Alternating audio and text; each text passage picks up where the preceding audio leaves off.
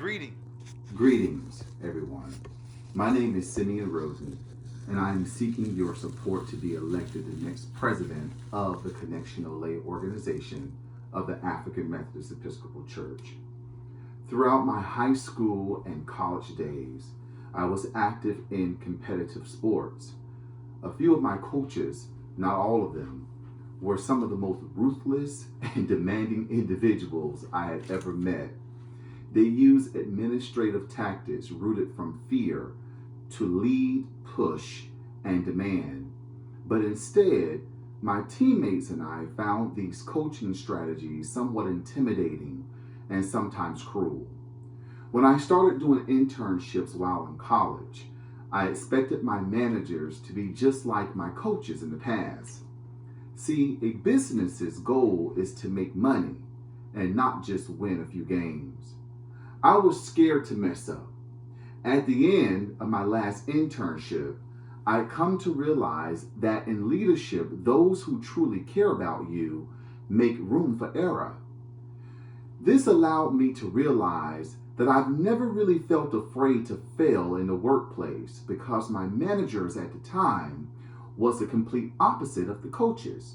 In this regard, he cared, he showed empathy, he nurtured, he trained, he offered guidance and support, yet firm but reaffirming.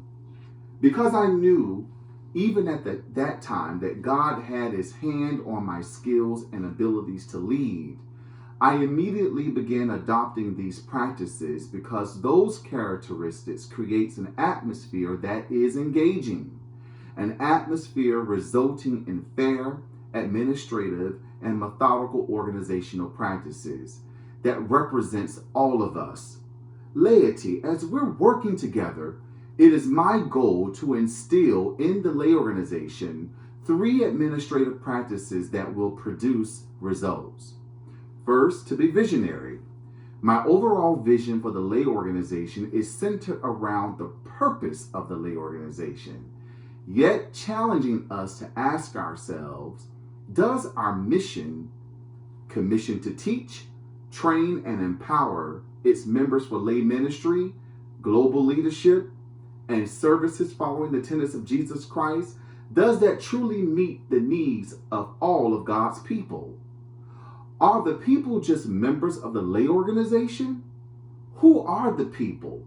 And what must we do to reestablish ourselves to meet the people where they are? Well, I have a plan for that. That will allow us to evaluate our mission statement, asking the hard question. Does our mission statement reflect the future of tomorrow? The worst thing for a strategic planning effort is to have a mission statement without a visionary leader. Second, to be transformational. Look, laity, methodical change and focused growth is the only way to stay ahead of the curve.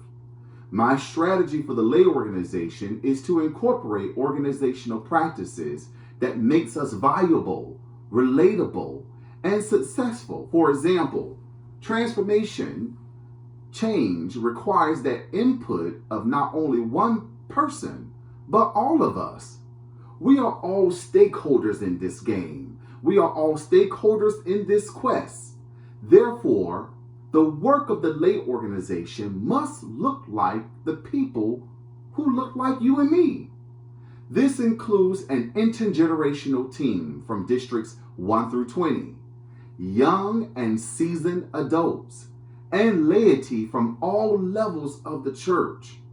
In addition, our training must be universal, reflecting spiritual and social engagement from around the world. And third, to be coachable. Earlier, I referred to ways that were the wrong ways to coach. My goal as your president would be to implement fair administrative practices that motivates while also incorporating professional development opportunities at all levels. We have in our Constitution today something called organizational effectiveness. But do we really understand what that means? Do we really understand our roles and responsibilities?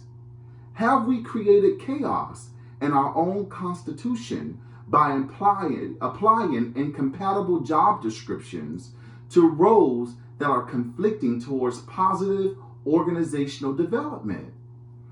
My goal will be to develop a team that will flush out the ambiguity in our roles, create organizational practices that make sense, training every team member to be coachable, approachable, and nurturing.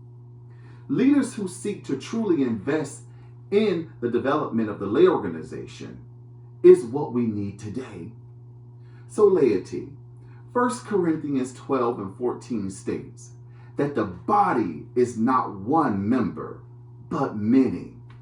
What Paul was referencing here is an illustration of the church, the collective name for all believers everywhere, is that of the human body. So like a body, the lay organization is one organism. Like a body, the lay organization has many of us who are diverse members capable of serving in a variety of ways.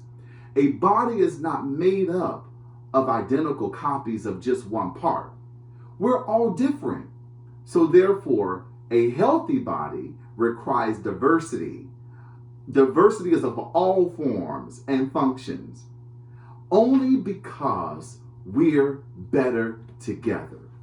So join me in this spiritual quest to develop resourceful approaches that will engage methodical and fair administrative organizational goals to seek to build and increase upon the operations of our awesome organization.